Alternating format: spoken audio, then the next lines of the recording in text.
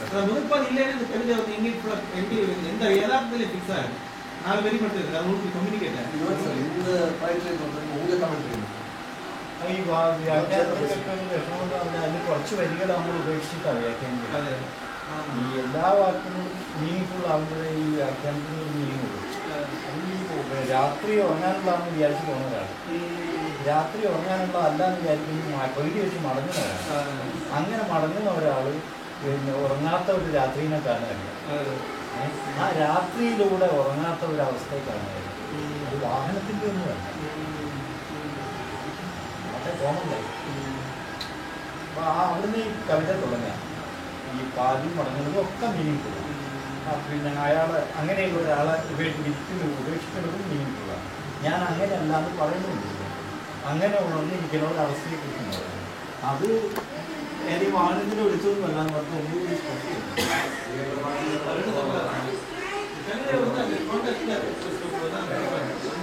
இரவு என்பது இரவை கழிப்பதற்கு இதுவா வழிங்கிறது அது முக்கியமான விஷயம்.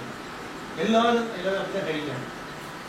அப்போ வந்து ஒருத்தரை வந்து இரவு சில தூக்கத்தை அவருக்கு முடியும் அனுப்பிட்டு வரக்கூடியவர் தூங்காது. இவனுக்கு மட்டுமே பார்க்கக்கூடியவர் இரவு இருக்கு. இவனை இவன் தூங்க இரவை கழிக்கிறான். இவன் மட்டும் பார்க்கக்கூடிய இரவில் இருக்கக்கூடிய ஒரு மிஸ்ட்ரி எல்லாம் இந்த கவிதை. அந்த மிஸ்ட்ரிங்கிறது வந்து என்ன மிஸ்ட்ரிங்கிறது வந்து அந்த கற்பனையை தூண்ட முடிய ஒரு அம்சமாக இருக்கு.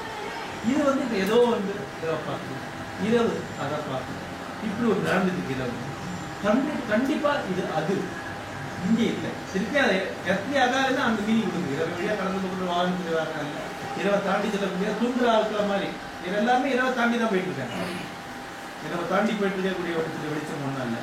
சம்திங் இனி இந்த மாதிரி கவிதைகள்ல வந்து நிறைய கவிதைகள் இந்த மாதிரி இருக்காது. இந்த தியானங்களுடைய கவிதைகள் ஒரு நிறைய அனுபவத்தில் ஒரு திருப்பி இருக்கு, ஒரு மர்மமா ஏதோ ஒன்று இருக்குது. இது எல்லாருமே ஃபீல் பண்ணியிருக்கு. இப்போ வந்து இந்த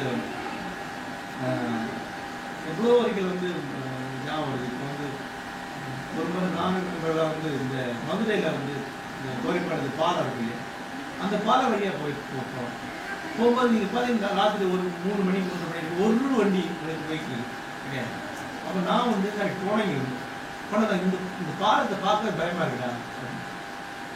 காலியா அந்த கோரிப்பாளையம் பாலத்தை பார்க்கறது வந்து பயம் இருக்குது. இது காலியா இருக்கிறதுக்கான இது கொள்ளை கிடையாது, அது இருக்கக்கூடாது, பயமா இருக்கு. இது என்னமோ ஆயிடுது, என்னமோ இருக்கு பேசுற மாதிரி இருக்கு, என்னமோ சொல்லிட்டு நான் கொஞ்சம் பூசுறேன். இந்த மிஸ்டேக்கான எக்ஸ்பீரியன்ஸ் எல்லாரும் ஃபீல் பண்ணிருக்கோம். ராத்திரி 12 மணிக்கு நீங்க சமையலறை திறந்தா இருக்கக்கூடிய சமையலறை வேற ஒரு சமையலறை, அந்த சமையலறை இல்லை, அது வந்து வேற ஒரு உயிரினங்கள் இருக்கு. இந்த மாதிரியான ஒரு திருக்குறள் இருக்கு. அந்த திருக்குறள் அதனுடைய எக்ஸ்பீரியன்ஸை மட்டுமே ரெக்கார்ட் பண்ணுங்க. இதுல இருந்து ஒவ்வொருத்தரும் பாடக்கூடிய டிராவல் என்னங்கிறது அது வந்து இண்டிபெண்டா விடப்பட்டிருக்கு. கவிதை வந்து அதுக்கு 2 ரூபா இருக்கு. ஏதோ ஒன்றை பார்க்கக்கூடிய கண், அந்த ஏதோ ஒன்றை கண். இது என்ன, இந்த ஏதோ ஒன்று என்ன, அந்த எக்ஸ்பீரியன்ஸ் என்ன நடக்குங்கிறது அவையே வந்து அவர் சார்ந்த மாதிரி இரவு வந்து இரவாக மட்டுமே தூங்கி கடந்து இரவு விஷயமா மட்டுமே பார்க்கக்கூடிய இடத்துல அதுக்கு அப்பால் இரவு என்னவோ நடந்துட்டு முடியாது. அதுதான் இப்போ அந்த வாசிப்பு சம்பந்தமாக இன்னொரு விஷயம் சொல்லுவாங்க. அழகு சரியாக உருவாக்குங்க. இந்த இடத்துலேருந்தே கவிதை ஆரம்பித்தாலே கம்ப்ளீட்டாக தான் இருக்குது.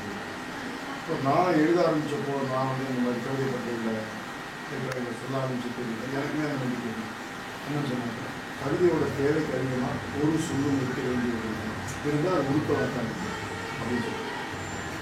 அப்போ அந்த மாதிரி ஒரு செஷனில் நான் சொல்லும்போது ஜெயமோகன் நான் கவிதை சொன்னேன், அப்படி இருக்க வேண்டியது இல்லை. ஒரு கவிதை வந்து ஒரு கனத்த அனுபவத்தை சொல்ல போகும்போது லூஸான 1-2 வார்த்தைகள் இருந்தால் தப்பு இல்லை. இப்போ என்ன தோணுன்னு சொன்னாங்க, மாடர்னிசம் அப்படிங்கிற ஒரு அமைப்பு இருக்குது. அந்த அமைப்பு தான் இந்த ரெஸ்ட்ரிக்ஷன் இருக்குது. கவிதையோட மைய தேவைக்கு அதிகப்படியான 1-2 வார்த்தைகள் கூட வேண்டியதில்லை. அது ஒரு வகையான கவிதைக்கு மட்டுமே.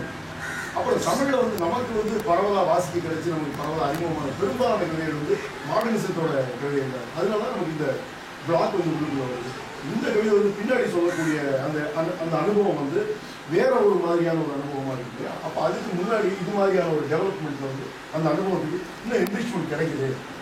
அப்புறம் பற்றி ஈஸினஸ் இருக்கு இல்லையா, கேஷுவலாக சொல்றது, சாதாரணமாக சொல்றது, போகிற போக்கில் விஷயம் சொல்லிட்டு வந்து இமர்ஜ் ஆகுது இல்லையா. அது வந்து இப்போ கவிதைக்கு ஒரு அழகை தான் கொண்டு இருக்குங்க. கவிதைங்கிறது வந்தாடி மட்டும் இருக்க வேண்டிய அவசியம் ஒரு அதுக்காக வளர்ந்து ஒரு 300 பக்கம் எழுதிட்டு அப்புறம் 4 வச்சு அது வேற விஷயம். அதான் என்னோட ஆரம்பத்தில் ஜெயமணி புத்தி சொல்லியிருக்கோம். கவிதைக்கு வந்து ஒரு பிளேனுக்கு டேக் ஆஃப் ஆகிறதுக்கு எவ்வளோ தூரம் வேணுமோ அவ்வளோ தூரம் ஓடினா போகணும். தாம்பரத்தில் நான் செங்கல்பட்டு வரைக்கும் ஓடி ஒரு பிளேன் புறப்பட வேண்டியது இல்லை.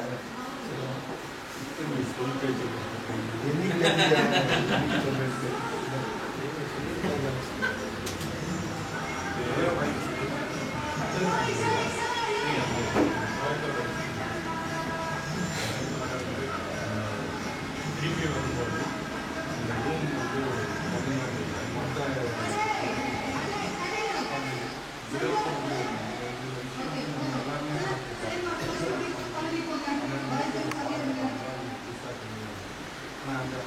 அது மட்டும் இல்லை.